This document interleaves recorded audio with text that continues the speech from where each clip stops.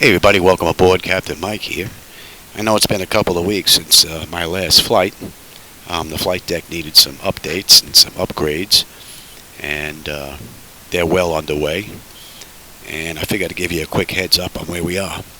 In my aft overhead, the IRS display that was here, the power connector on the old monitor must have gave way because it was real loose. And it's recessed into the monitor, so I wasn't able to go take a look at it. It was all sealed. It's a little tiny job. So I went and I picked up a replacement, and I finally have that one in here. This time around, I went ahead and I secured the wire, so there's no yanking or pulling on it.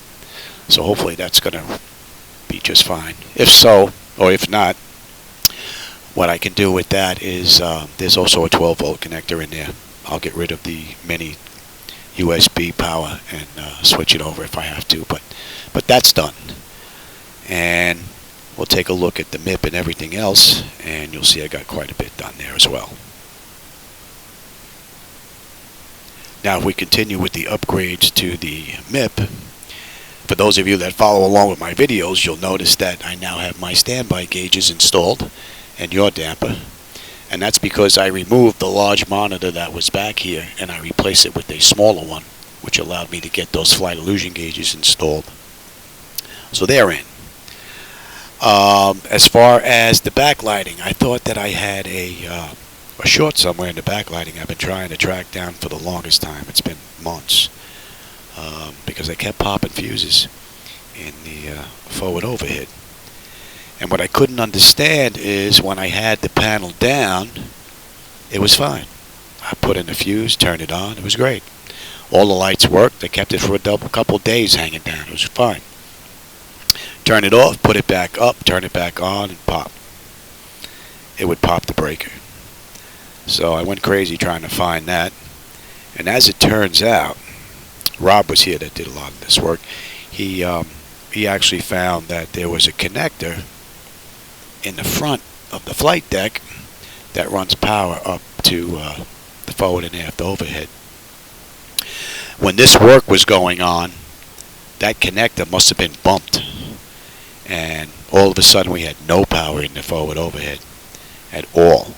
And even though that connector, it's a big block connector, has clips on it, they're clipped into place and they're locked in and it looks like it's attached, the cables that go into them aren't all the way in. So the cables, instead of them being locked into place when you put that connector in, they were basically like this. So I was generating a lot of heat down there. I had to use more power in order to get this up and running. And finally, the cables must have moved to the point when I moved this up and down, it got to the point where it just was enough to break that arc connection where it just caused the fuse to pop. So that's a good thing because all I have to do is replace the connector in the front. Right now I have the wires pushed in a lot further and I have it zip tied to keep that connector in nice and tight. But that has to get swapped out. That's definitely not good. So on a good note, that means I don't have a short anywhere in here at all. It's just that one connector. So once I swap out that connector, we're back to being great. So I have two clocks that aren't recognized by G-Step or Air Manager that I have to look into. They were working fine before I put in the standby gauges.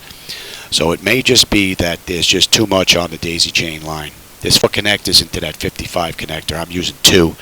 So I'm going to break that up and see if I can figure this out, as well as the standby attitude indicator. It runs through its self-test. It powers up. As you can see, she's all lit up. But that is also not recognized by G-Step or Air Manager. So I have to take a look at that. So that's all that's left. Once I get the 2 clocks and that standby indicator up and running, we're good to go to run some more flights. I'm hoping I can finish that up today, if not sometime tomorrow, and then we'll be back online. Alright, so for those of you that have been following along with my videos, I'm just interested in what was going on. I know a couple of you texted me on Discord, left me a couple of messages. I just wanted to give you a heads up on where we are. Alright everybody, take care. Catch you on my next run.